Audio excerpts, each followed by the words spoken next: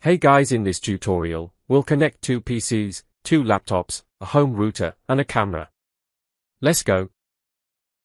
From the bottom left menu, go to End Devices. Find the PC and drag two PCs and two laptops into the workspace. Next, let's add our router. Go to Network Devices, then open Wireless Devices.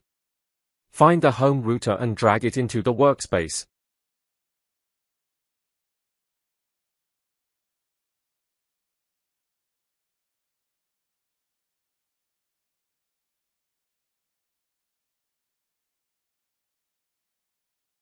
Now we need to connect our devices. Click on the router to see its properties. The green light shows that it's powered on.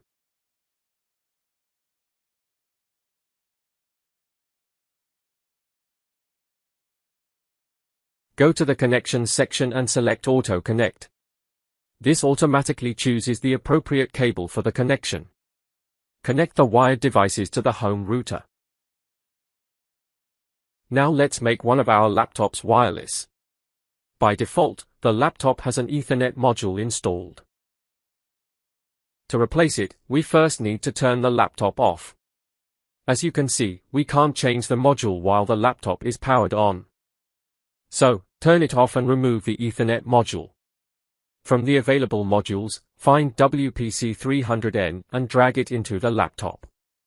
Now turn the laptop back on. As you can see, the laptop is now connected to the router using Wi-Fi. Finally, let's add a home camera. Go back to End Devices, select the Home category, and find the home camera. Drag it into the workspace and connect it to the router.